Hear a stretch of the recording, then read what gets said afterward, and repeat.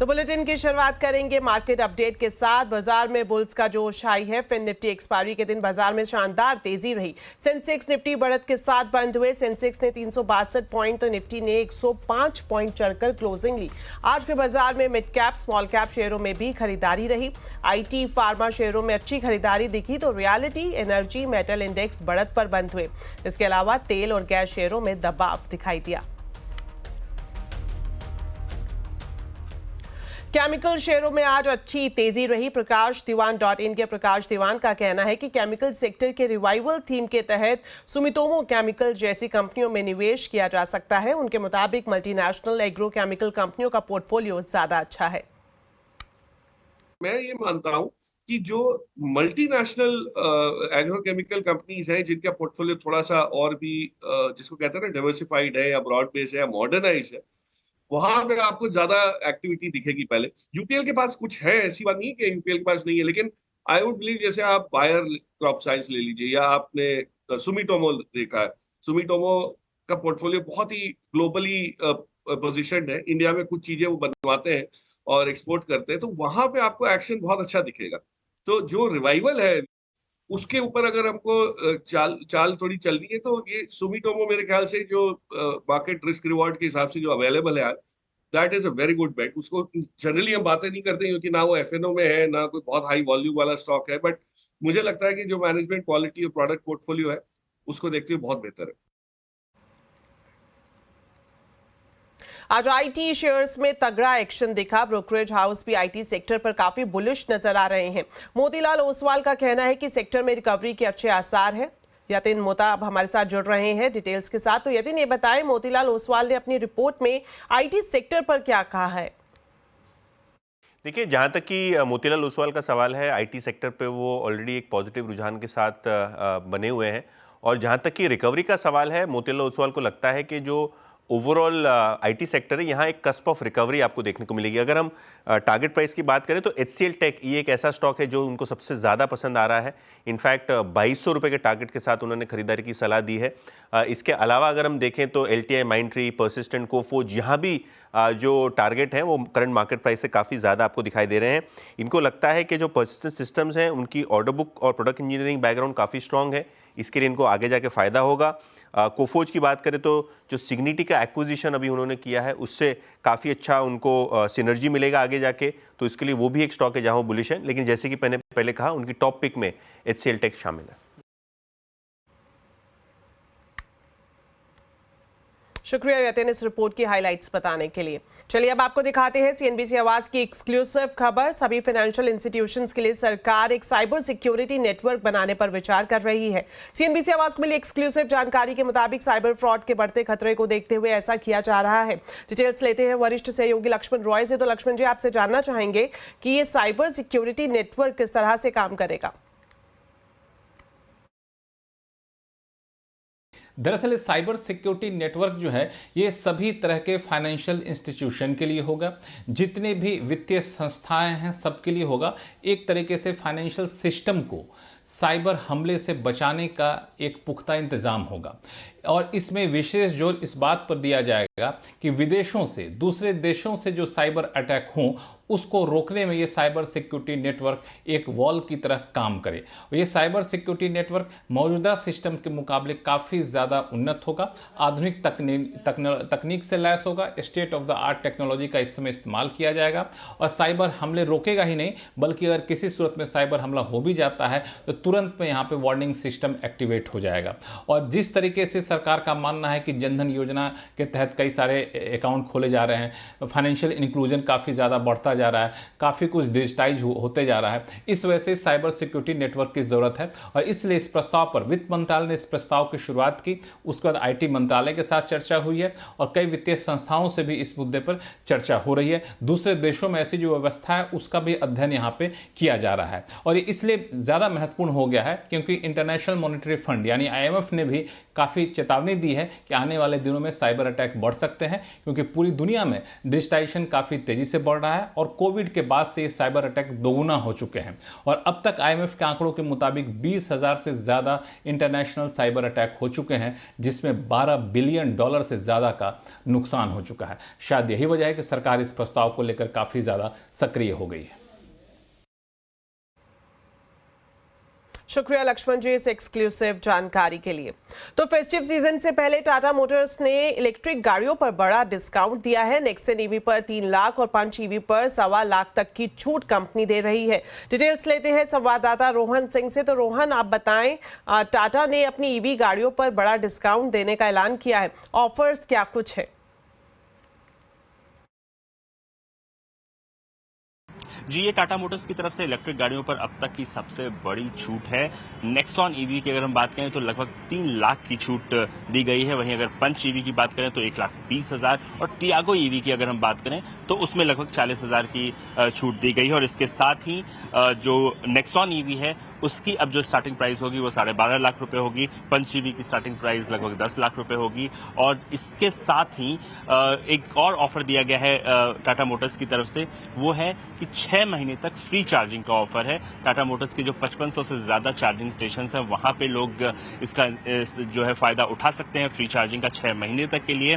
Festival of car offer नाम से ये जारी किया गया है और ये 31 अक्टूबर तक ये जारी रहेगा। फेस्टिव सीजन से ठीक पहले एक अच्छा कॉम्पिटिशन दिया है, क्योंकि आने वाले कुछ दिनों में बहुत सारे नए ईवी लॉन्चेस हो रहे हैं। तो उससे पहले टाटा मोटर्स की तरफ से एक भारी कटौती की गई है अपने इलेक्ट्रिक गाड़ियों की कीमत में। शुक्रिया रोहन इस पूरी जानकारी के लिए। तो एप्पल ने नया आईफोन 16 लॉन्च कर दिया है। नई सीरीज में आर्टिफिशियल इंटेलिजेंस की ताकत को भी जोड़ा गया है, जिसे एप्पल ने खुद डेवलप किया है और इसका नाम है एप्पल इंटेलिजेंस। इसके अलावा आईफोन 16 में एक जोरदार कैमरा बटन दिया गया है, जिससे फोन का कैमरा इस्तेमाल करने का एक्सपीरियंस पूरी तरह से बदल जाएगा। इसके अलावा नई एप्पल वॉच और नए एप्पल एयरपॉड्स को भी लॉन्च किया जा चुका है। तो नए लॉन्च पर बात करने के लिए अब सीधा जुड़ते हैं सहयोगी शिबानी घरत से। तो शिबानी, बताएं आईफोन 16 के सबसे जोरदार फीचर्स क्या हैं? तो सबसे पहले आपको बता दूं कि integrated on the devices Apple intelligence, जो इनफैक्ट उससे पहले WWDC के अराउंड अनाउंसमेंट हुई थी एप्पल इंटेलिजेंस की, एप्पल का खुद का AI इन डिवाइसेस पर, सारे के सारे 16 सीरीज डिवाइसेस पर आने वाला है। इसी के साथ साथ कई सारे हार्डवेयर में, डिजाइन में थोड़े बहुत इंप्रूवमेंट्स हमें नजर आ रहे हैं। अभी सबसे बड़ी चीज जो इस साल के 16 सीरीज में आपको दिखाई देगी वो ये है कि जो पहले एप्पल की डिवाइसेस लॉन्च होते थे उनमें तो जो बेस वेरिएंट्स है, जो लोअर एंड वेरिएंट्स है, उनमें पिछले साल का जो चिपसेट है वो इनफैक्ट पाया जाता था। अभी इस साल की सीरीज से A18 जो है चिपसेट की सीरीज अक्रॉस द डिवाइसेस आपको मिलेगी, सारी की सारी 16 सीरीज डिवाइसेस में मिलेगी। इसी के साथ साथ एक इंटरेस्टिंग डेडिकेटेड, बिल्कुल DSLR की तरह काम करने वाला एक कैमरा बटन, जिसकी मदद से आप लाइट प्रेस करेंगे तो पिक्चर पर फोकस कर सकते हैं। क्विकली लॉन्च करना है आपको कैमरा ऐप तो आपको इस बटन का आप इस्तेमाल कर सकते हैं। इसी के साथ साथ वीडियो रिकॉर्डिंग करनी है तो थोड़ा लंबे समय तक आप उसको प्रेस कर सकते हैं। तो ये सारी नई चीजें कुछ कुछ आपको मिलेगी, अलग अलग नए रंगों में आपको नए आईफोन्स मिलेंगे। साथ ही जो प्रो डिवाइसेस है उनमें of course A18 pro chipset, उसी चिपसेट का एक प्रो वेरिएंट आपको मिलता है जो ज्यादा पावरफुल है और ज्यादा तेज है। लेकिन एप्पल इंटेलिजेंस की बात पर, हाँ बिल्कुल अक्रॉस 16 सीरीज डिवाइसेस पर ये एप्पल इंटेलिजेंस मिलेगा, लेकिन वो फिलहाल फॉल में एप्पल ने कहा है, यानी आई थिंक अक्टूबर, मिड अक्टूबर के आसपास बीटा वेरिएंट मिलेगा। कुछ कुछ फीचर्स होंगे, लेकिन हाँ जिस तरह से आप इंटरैक्ट करते हैं डिवाइसेस पे, उसमें अगर आपको फुल इंप्रूवमेंट चाहिए तो उसके लिए हमें फिलहाल इंतजार करना पड़ेगा। इसी के साथ साथ स्मार्टेस्ट सीरी भी आपको इस नए डिवाइस के साथ, इन नए सीरीज के साथ मिलने वाला है। आईफोन से जुड़ी एक और अच्छी खबर है वो ये कि अब इंडिया में भी अमेरिका की रिलीज डेट पर ही आईफोन मिलेगा। 20 सितंबर से आप इसे खरीद पाएंगे और ऐसा इसलिए हो पा रहा है क्योंकि आईफोन और आईफोन प्लस मॉडल के साथ साथ अब भारत में आईफोन प्रो और प्रो मैक्स भी बन रहे हैं। फॉक्सकॉन के तमिलनाडु प्लांट में इनका उत्पादन शुरू हो गया है जिसे यूरोप और मिडिल ईस्ट के साथ साथ अमेरिका में भी एक्सपोर्ट किया जाएगा। तो नए आईफोन्स के लॉन्च के साथ ही एप्पल ने आईफोन 15 और आईफोन 14 सीरीज की कीमतों को भी कम कर दिया है। अब आपको दोनों सीरीज के फोन 10,000 रुपए तक डिस्काउंट के साथ मिलेंगे।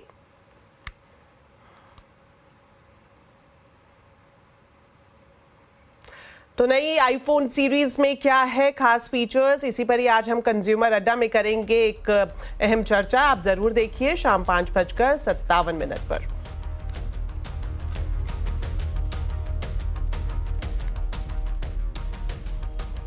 तो चलिए फिलहाल वक्त हो गया एक छोटे से ब्रेक का, लेकिन खबरें अभी और भी हैं। आप देखते रहिए आवाज समाचार।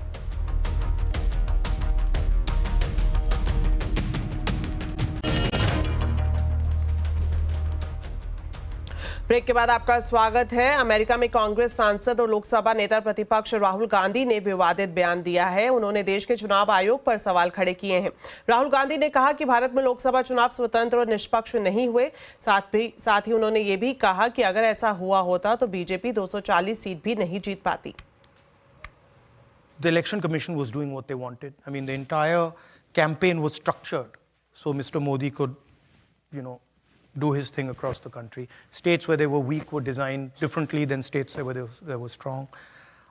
So I don't view it as a free election at all. I view it as a rather controlled election.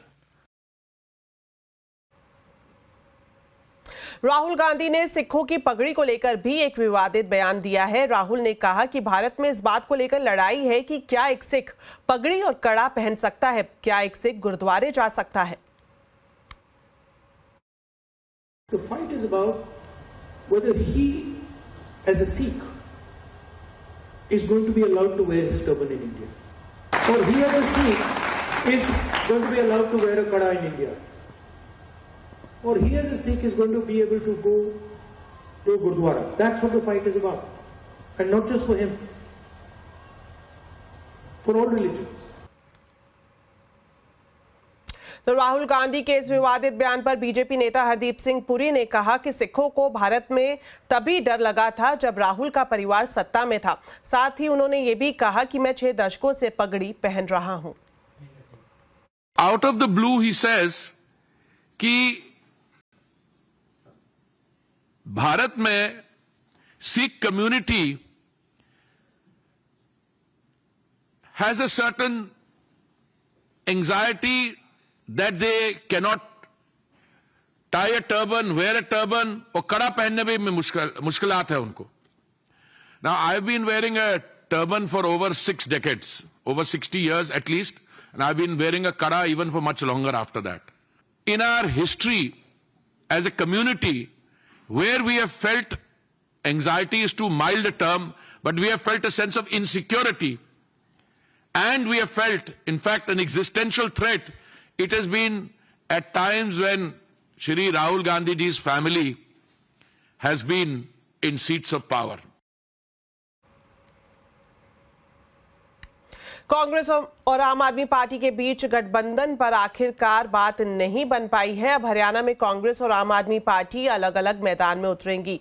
आम आदमी पार्टी सभी 90 सीटों पर अपने उम्मीदवार उतारेगी। आज आम आदमी पार्टी ने अपनी दूसरी लिस्ट जारी की जिसमें 9 उम्मीदवारों के नाम शामिल हैं। साडोरा से रीता बाबनिया, थानेसर से कृष्ण बजाज, इंद्री से हवा सिंह को टिकट दिया गया है। अब तक आम आदमी पार्टी 29 कैंडिडेट की लिस्ट जारी कर चुकी है। हरियाणा में कुल 90 सीटों पर चुनाव होने जा रहे हैं। यहाँ एक ही चरण में 5 अक्टूबर को वोटिंग होगी और 8 अक्टूबर को वोटों की गिनती होगी। तो हरियाणा चुनाव में नामांकन के लिए अब सिर्फ 2 दिन बचे हैं। अब तक कितनी साफ हुई हरियाणा के दंगल की तस्वीर, आज आवाज अड्डा में इसी पर होगी बड़ी चर्चा शाम 7:57 पर।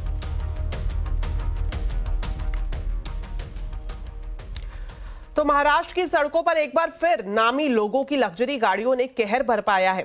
इस बार मामला महाराष्ट्र के बीजेपी अध्यक्ष चंद्रशेखर बावनकुले के बेटे से जुड़ा है। नागपुर में चंद्रशेखर बावनकुले के बेटे संकेत की तेज रफ्तार गाड़ी ने कई गाड़ियों को टक्कर मारी। इस घटना के बाद वो अपने 2 साथियों के साथ भाग निकला, लेकिन बाद में दूसरी कार ने उसका पीछा करते हुए कार को रोक लिया। इस हादसे में बाइक सवार समेत 2 लोग घायल हुए हैं। घटना का सीसीटीवी फुटेज भी सामने आया है। फिलहाल मामले में पुलिस ने 2 लोगों को गिरफ्तार कर लिया है।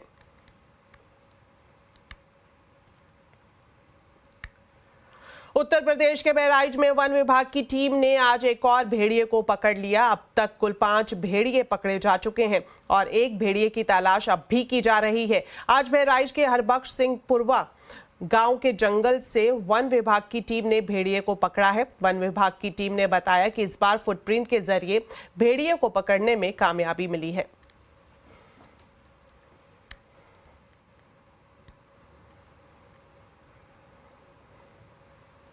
तो चलिए फिलहाल इस बुलेटिन में इतना ही। आप खबरों पर अपडेट रहें, CNBC आवाज से जुड़े रहें हमारे सोशल मीडिया हैंडल्स के जरिए। नमस्कार।